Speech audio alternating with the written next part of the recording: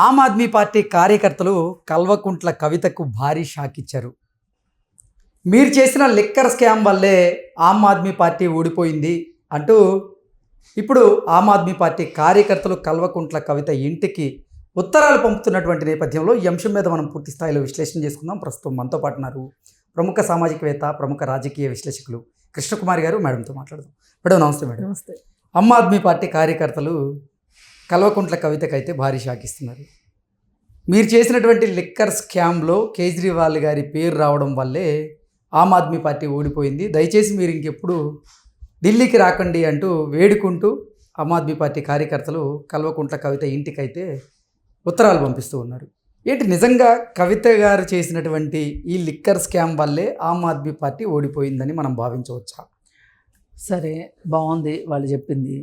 ఇప్పుడు రేపు పొద్దున శిక్ష పడుతుంది, ఆమె కోర్టుకు హాజరు కావాలి, అప్పుడు కూడా ఢిల్లీ రావద్దా? ఏది ఏమైనా వాళ్ళ బాధ వాళ్ళు వ్యక్తం చేశారు. వాళ్ళు ఇంకొకటి కూడా ఆలోచించాలి మేడం. ఒక రకంగా ఇది బీజేపీ కుట్ర. ఓకే. కేజ్రీవాల్ని ఓడించడానికి బీజేపీ వాళ్ళు చేసిన కుట్ర. ఓకే. కవితను అడ్డం పెట్టుకొని కవిత ద్వారా స్కామ్ చేయిస్తున్నట్లుగా చేయించి, ఇది నువ్వు మాకు సహాయపడుతున్నావు అని చెప్పి కవితకి చెప్పి, నీకేం ఇబ్బంది ఉండదు, పైగా నీకు డబ్బులు వస్తాయి అని చెప్పి ఆశపెట్టి, ఇదంతా కేజ్రీవాల్ కోసం మేము చేస్తున్నాము అని చెప్పి, మీ నాన్న మాకు కొన్నాళ్ళు చాలా సాయం చేశాడు, తెలుగుదేశం పార్టీని చంపటానికి, కాంగ్రెస్ పార్టీని చంపటానికి చాలా సాయం చేశాడు, అందుకోసం ఇప్పుడు ఈ మధ్య ఏదో చిన్న చిన్న భేదాభిప్రాయాలు వచ్చినాయి, కానీ మనం భాయి హైదరాబాద్లో తిట్టుకుందాము, ఢిల్లీలో పార్టీ చేసుకుందాము అని చెప్పి కవితని పాపం ఎలా అంటే కనీసం తండ్రితో కూడా సంప్రదించనీయకోకుండా ట్రాప్ చేశారు. ఈ స్కీమ్ మొత్తం స్కామ్ అని వాళ్ళకి తెలుసు. ఓకే. బీజేపీ వాళ్ళకి తెలుసు. ఇది మొత్తం డిజైన్ చేసిందంతా బీజేపీ వాళ్ళే. భారతీయ జనతా పార్టీ వ్యూహరచన అంటారు. మొత్తం భారతీయ జనతా పార్టీ వ్యూహరచన. ఈవిడేంటంటే జస్ట్ వాళ్ళతోటి ఫోన్లు మాట్లాడమన్నప్పుడు ఫోన్లు మాట్లాడింది అంతే. ఇరుక్కోవాలనుకున్న చోట ఇరుక్కుంది అంతే. వాళ్ళు ఇరికించాలనుకున్న చోటల్లా ఈవిడ ఇరికింది తప్పితే ఈవిడికి అంత స్కామ్ చేసి తెలివితేటలు ఉన్నాయని నేనైతే అనుకోనండి. ఓకే. మరి ఢిల్లీ లిక్కర్ స్కామ్లో అసలు కవితే కింగ్ పిన్. అవును, ఆమెనే ప్రొజెక్ట్ చేశారు అట్లా. ఓకే. ఆమెను అట్లా ప్రొజెక్ట్ చేశారు. అసలు మామూలుగా అయితే ఆమెను అరెస్ట్ చేసే ఉద్దేశం లేదు ఆమెకి ఇచ్చిన మాట ప్రకారం. కానీ ఈమెను అరెస్ట్ చేయకుండా కేజ్రీవాల్ని అరెస్ట్ చేస్తే కల్వకుంట్ల కవితని ఎరగా వేసి కేజ్రీవాల్ని అరెస్ట్ చేశారంటారు అంతే. ఇప్పుడు ఈమెను అరెస్ట్ చేయకుండా కేజ్రీవాల్ని అరెస్ట్ చేశారనుకోండి, ఇది రాజకీయ కుట్ర అనేది వచ్చేస్తుంది. అందుకని చెప్పి ఆయన అరెస్ట్ చేయాలంటే గనక ఫస్ట్ ఈమెను అరెస్ట్ చేసి తర్వాత ఆయన అరెస్ట్ చేయాలి అని చెప్పి. ఇప్పుడు ఒకటి ఉంటుంది చూడండి, జాతకంలో రెండో పెళ్ళి అని ఉంది అంటే అరటి చెట్టుకి పెళ్లి చేసి తర్వాత అమ్మాయికి పెళ్లి చేస్తూ ఉంటారు. అట్లా అనమాట. అట్లా చేశారు. చేసి పాపం ఇంత జ్ఞానం కార్యకర్తలకు ఉండదు కదా. ఉంటే కార్యకర్తలు అంత అమాయకుల్లాగా ఓ పక్క కేజ్రీవాల్ చాలా పెద్ద బంగ్లా కట్టుకున్నాడు అని చెప్పి అంటున్నారు. ఇది వాస్తవమేనని కూడా గట్టిగానే వార్తలు వినిపిస్తున్నాయి. మరి ఎక్కడో హైదరాబాద్లో ఉన్న మనకే వినిపించినప్పుడు ఢిల్లీలో ఉన్న కార్యకర్తలకు వినిపించలేదా? వినపడ్డం కనపడుతుంది కదా, చూడాలంటే వెళ్ళి చూడొచ్చు, కనపడుతుంది కూడా. మరి అయినా కానీ ఇప్పుడు వీళ్ళున్నారు చూడండి, భర్తలు వివాహేతర సంబంధం పెట్టుకుంటే భర్తను వదిలేసేసి ఆ వివాహేతర సంబంధంలో ఉన్న ఆవిడ వెళ్ళి కొడుతుంటారు భార్యలు. అవును. అసలు మీ బంగారం మంచిదైతే, ఎగ్జాక్ట్లీ మీ బంగారం మంచిదైతే ఆ అమ్మాయిని ఏం ప్రయోజనం? అన్ని తీసుకొచ్చి నీకే ఇచ్చాడుగా, అన్ని తీసుకొచ్చి నీకే ఇచ్చాడుగా అంటారు. నీ భర్త మీద నీకు సర హక్కులు ఉంటాయి, ముందు నీ భర్తను నువ్వు కంట్రోల్ చేసుకోకుండా. అసలు నీ భర్త ఇవ్వకపోతే అమ్మాయి మీ ఇంటికి వచ్చి దొంగతనం అయితే చేయలేదు కదా. ఇది ఇట్లా గమ్మత్తుగా ఉంటాయి అన్నమాట. ఇక అందుకని చెప్పి వీళ్ళు ఏం చేయాలో అర్థం కాక అధికారం పోయింది. ఆ నిస్పృహతోటి వాళ్ళు పోస్ట్ కార్డులు రాస్తున్నారు. ఏది ఏమైనా కవితకి ఒక రకంగా ఆ ముళ్ళు గుచ్చినట్లు చేయడం కూడా కరెక్టే. ఓకే. ఇంకొకసారి బుద్ధి జ్ఞానం ఉంటే నీ ఎటువంటి స్కాముల్లో ఆమె పేరు రాదంటారా? అసలు అక్కడ దాకా ఎందుకు? తెలంగాణ అంతా బాగానే స్కాములు చేసుకున్నారుగా, ఇక్కడ చేసుకోవచ్చుగా. కనీసం ఇంట్లో వాళ్ళకైనా చెప్పాలిగా ఒక ముక్క. ఏమో పరమాన్నం ఎక్కడ పాసిపోద్దు అన్నట్లు ఈవిడ తండ్రికి కూడా. అదే కేసీఆర్ కానీ తెలుసుంటే గనక, ఆయన నీతిమంతుడని కాదు కానీ వాళ్ళ ప్లాన్ ఏంటో ఊహించగలిగేవాడు. ఆ మాత్రం తెలివితేటలు ఉన్నాయి కేసీఆర్ దగ్గర. ఎగ్జాక్ట్లీ.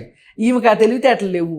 డబ్బులు అనగానే వెళ్ళిపోయి పైగా మళ్ళీ బీజేపీ వాళ్ళు ఎంత డ్రామా ఆడుతున్నారంటే, తిహార్ జైలు వాళ్ళ చేతిలో ఉంటుంది. సుకేష్ అనేవాడి చేత కవితను తిట్టిస్తున్నారు.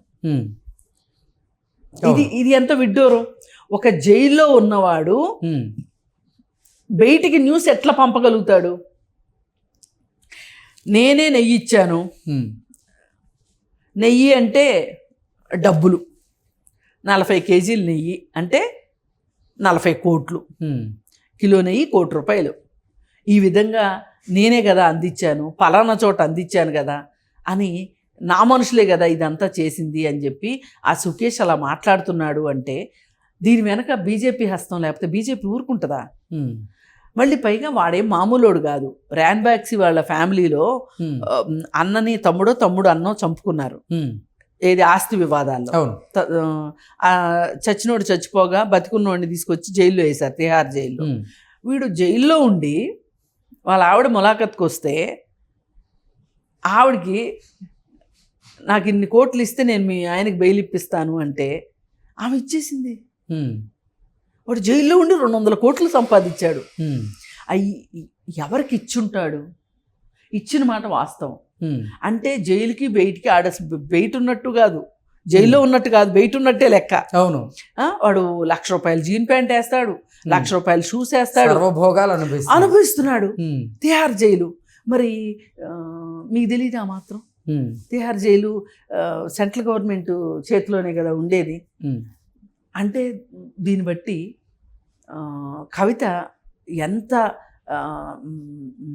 నేరం చేసింది అనేది జనాలను నమ్మించడానికి బీజేపీ ఎంత పథకం వేస్తుందో చూడండి.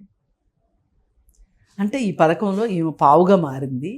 ఇప్పుడు వాళ్ళు అడ్డు తొలగించుకోవాల్సిన వాళ్ళు అడ్డు తొలగించుకున్నారు.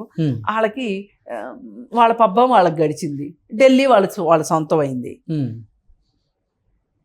అంటే వాళ్ళంటూ వేస్తే గనక ప్లాను, అంటే ఒక దెబ్బకి 2 పిట్టలు అన్నట్లు అయిపోయింది. అయితే ఈ మధ్యకాలంలో కవిత మళ్ళీ బయటకు వస్తుంది. ఏంటి అంటే, ఈ మధ్య జైలుకి వెళ్ళిన వాళ్ళందరూ సీఎంలు అవుతున్నారు అనేది ఆమెకు ఒక కొత్త ఆశను కల్పిస్తున్నట్టుంది. ఇప్పుడు బయటకు వచ్చి మాట్లాడుతుంది. అందుకని ఏంటంటే, ఏది ఏమైనా సరే మీరు ఉద్యమాల ద్వారా ప్రజలకు చేరువవ్వాలి తప్పితే స్కాముల ద్వారా ప్రజలకు చేరువవటం, స్కాముల ద్వారా జైలుకి వెళ్ళి తద్వారా అధికారం వస్తుంది అనుకుంటే అది ఒక అభూత కల్పన తప్పితే వాస్తవం కాదు. ఎక్కడో ఒక్కొక్కసారి అట్లా జరుగుతూ ఉంటాయి. ఏదో కలిసి వచ్చే కాలానికి నడిచి వచ్చే కొడుకు అన్నట్లు జరుగుతుంది తప్పితే ప్రతిసారి అట్లాంటిది జరుగుద్దని మీరు నమ్మొద్దు. అలా అని మళ్ళీ ఇంకోసారి జైలుకి వెళ్ళి ఈసారి గట్టిగా సీఎం అవుతారని మట్టుకు అనుకోవద్దు అని నేను కవితకి చెప్పదలుచుకున్నా. ఓకే, ఈ ఆమ్ ఆద్మీ పార్టీ కార్యకర్తల పోరాటం ఇంకా కొనసాగిద్దా లేకపోతే ఆగిపోయే అవకాశం ఉందా మేడం? ఏమో, అసలు ఆ పార్టీయే వీక్ అయిపోతుంది. అంటే ఈ ఉత్తరాలు పంపించడం, నేను అనేది ఉత్తరాలు పంపిస్తారు. ఆ కోపం కడుపు మంట బగ మండిపోతున్నారు వాళ్ళు. అసలు ఆమ్ ఆద్మీ పార్టీని తీసుకొచ్చిందే కాంగ్రెస్ని తొక్కేయటానికి బీజేపీ పార్టీ. ఆ రోజు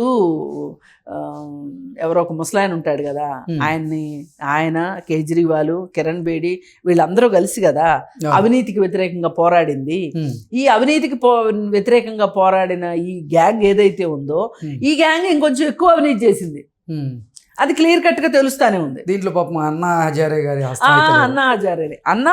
అన్నా హజారే చూడండి ఎంత తెలివిగా తన పోరాటం వల్ల బీజేపీ అధికారంలోకి వస్తే మోడీ గురించి ఒక్క మాట మాట్లాడట్లేదు. మోడీకి ఎంత భయపడుతున్నాడో చూడండి. కేజ్రీవాల్కి మట్టుకు నిన్ను అందుకే రాజకీయాల్లోకి దిగొద్దన్నాను, పదవుల్లోకి దిగొద్దన్నాను, ఉద్యమాల్లోనే ఉండమన్నాను అని చెప్తున్నాడు. అసలు ఒక్క రోజన్న ఇన్ని సంవత్సరాలు నిద్రపోతున్నాడా అన్నా హజారే? ఇంత అవినీతి జరుగుతుంటే ఆ రోజు నిర్భయ ఘటన గురించి అంత ఇదిగా మాట్లాడారు కదా, భ్రష్టాచారం అని మాట్లాడారు కదా, ఇప్పుడు మాట్లాడరేంటి? ఇప్పుడు చేయరేంటి?